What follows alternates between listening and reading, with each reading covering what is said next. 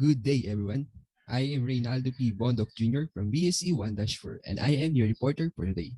So today we are going to talk about the two different kinds of theory in crime causation, and that is differential coercion theory and the control balance theory. So let's start. So first, for our introduction, in this presentation, we will tackle the topics about the differential coercion theory and control balance theory. This will help students, especially criminology students, to understand more about different kinds of theory present in criminality and how it affects all the aspects of things in the world of crime. And let's now proceed to the next slide, which is the differential coercion theory. This theory was coined by Mr. Mark Colvin in the year 2000. Let's proceed. So first, let's define what is differential coercion theory. This differential coercion theory, which integrates several existing criminological perspectives, developed the thesis that coercive forces create social and psychological dynamics that lead to chronic criminal behavior. So here we can see that it says that social and psychological dynamics leads to criminal behavior. So let's proceed to the next slide. So what is differential in this context? Differential in this context means varying inconsistency of exposure. Some juveniles might experience coercion only a few times in their life. It might only come from one source, or it might not be that serious. For others, it might be something they encounter daily and come from multiple aspects of their environment. So here we can see that living in environment or in chaotic environment affects your way of life, especially for those juveniles. Since they are young or they are still learning in the world, in life, we can say that what they see on their environment will affect how they live, or what is they're experiencing in life or in their environment will affect how they grows. So let's proceed. Let me give you an example of this. Okay, John and Thomas go to the same school. John lives in a supportive home where he's held accountable for his behaviors by his parents and encouraged to make positive choices. Because of this, he does fairly well in school and has no major issues. He lives in a relatively safe neighborhood where he rarely encounters crime or violence. So we can see here that John lives in a healthy society where he has a supportive parents, or his environment isn't chaotic. So based on this, it will affect John's life, and we can say that he has a good life, or he has a good way to grow. So let's proceed. On this slide, it is the opposite of John's way of living. Thomas lives in a home where he regularly witnesses violent interactions between his parents, and it often turns toward him. His family struggles to put food on the table or meet other basic needs. He lives in a neighborhood that is deeply rooted in gang culture, and he is often exposed to drugs and witnesses violence near his home. This thing caused Thomas a great amount of stress, and he has a hard time focusing in school. So what we can see here is that opposite of John lives.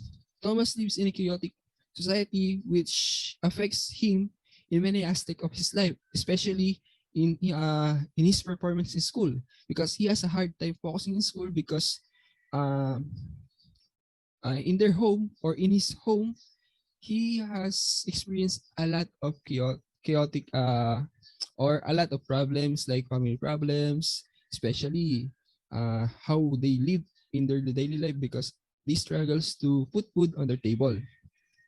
So how does it really affects, no? Or how does it all relate? The theory state that juveniles who are exposed to coercion develop deficits like low self-control, anger, and weakened social bonds. The higher the degree of coercion, or the more often that a juvenile experiences coercion, the more increased the deficits become. So just like how Thomas experience in this life, in this theory, it states that if one person is exposed to coercion, he develops like low self-control, so he can control himself. He get angry easily, or he might uh, uh, can control how he say his words because he lives in a chaotic society. And he also can communicate with other people because he has a weakened social bond. So there is two classification of coercion. First is the direct coercion or the interpersonal coercion. And the second one is the indirect coercion or the impersonal coercion. So first, let's focus on direct coercion. Direct coercion is also known as interpersonal coercion, which is the use of threat or force as well as intimidation to induce compliance through fear. While physical force is frequently used or threatened in interpersonal relationships, it is not a necessary component. Coercion also includes the actual or threatened removal of social supports, which provide both material and emotional needs to individual. So here, uh, we can say that this kind of coercion is more on physical or social supports which provide both material and emotional needs to individual. So if this we are going to threaten, if we are threatened that they will remove the social support for us, it will cause us a lot of stress, right? Okay, so let's move on. So indirect coercion, the pressure that originates from structural arrangements and situations that appear beyond individual control, such as economic and social pressure caused by unemployment, poverty, or competition among firms or other groups, is referred to as impersonal coercion. This impersonal coercion instills a sense of desperation in individual, prompting them to take immediate action. The author argues that coercion is a crucial component of the etiological mix for explaining chronic street criminality. Nevertheless, the theory is also applied to exploratory offenders and white-collar criminals. So let's move on to the control balance theory. So what is control balance theory? The control balance theory has its starting point in the observation that other control theories only considered forms of control that affects an individual from the outside. So we are talking about the other kind of this theory or the other forms which only consider the outside of the human. But Charles Titer control balance theory, on the other hand, emphasizes that every human being is not only passively exposed to control, but also actively exercise control over others. So Mr. Charles Titer also include that other people might control over others in this kind of theory. The relationship between actively exercise and self-experience control is important here. So there is interconnectivity between exercise and experience in Mr. Titel's control balance theory. Title describes this relationship as a control ratio. This control ratio can be either balanced or unbalanced. For Title, the type of imbalance affects the specific expression of the deviance it causes. It distinguishes between three states. So the first one is if the experience and exercise control are in balance, control balance exists. In this state, deviant behavior is unlikely, or it is unlikely to happen because experience and exercise has its equilibrium. So they are equal. Okay.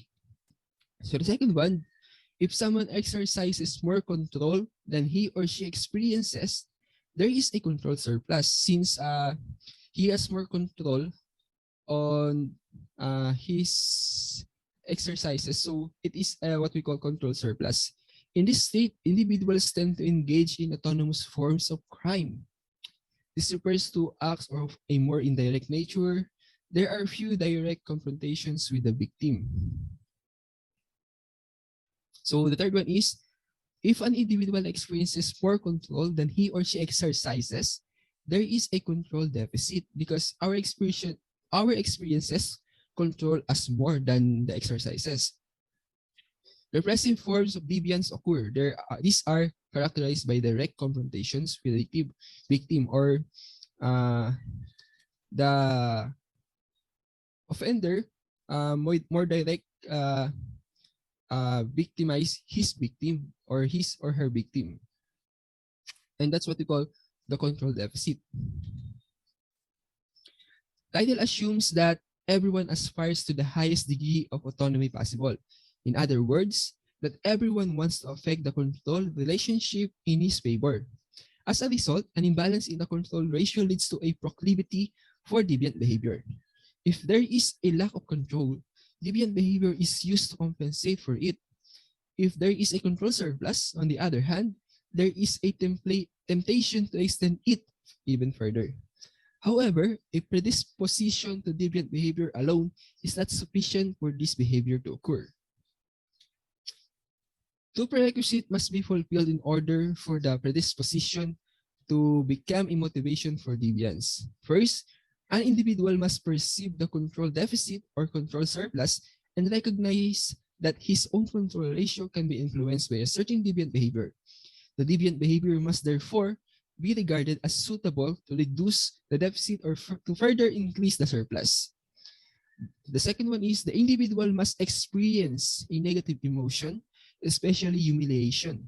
This is perceived as provocation, which in turn justifies deviance. When a motivated individual has the potential to act and restraint may be overcome, deviant behavior happens. Moral convictions, self-control, and dread of punishment are examples of such inhibition. Critical appreciation and relevance of the control balance theory. A big advantage, but at the same time, a weak point of the control balance theory is its complexity. Unlike most other theories, it is able to explain many different forms of crime.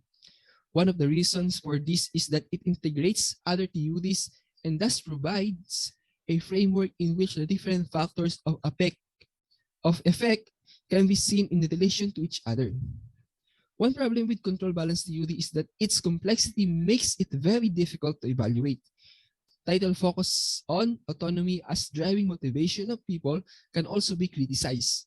It does not take into account that people also have other drives and needs. Implication for criminal policy of Mr. Title's theory. According to Title, social control only has inhibitory effect on deviant behavior if it finds healthy mediocrity.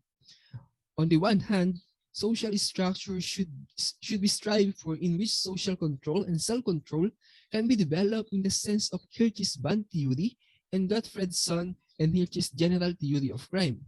This would mean that classical institutions like family or school must be promoted to the extent that they can effectively exercise control over the individual. On the other hand, the theory also implies that this control must be limited.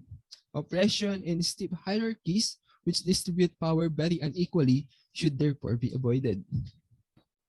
According to the control balance theory, it is therefore not enough to address only certain target groups. It must be possible to shape the reality of people's lives in such a way that as few control deficits and control surpluses as possible arise. So I guess that is our last slide in this discussion. So before I end this reporting, I would like to share a quotation from Mr. Immanuel Kant. Experience without theory is blind, but theory without experience is mere intellectual play. So again, I am Reynaldo P. Bondo Jr., your reporter for today. Thank you.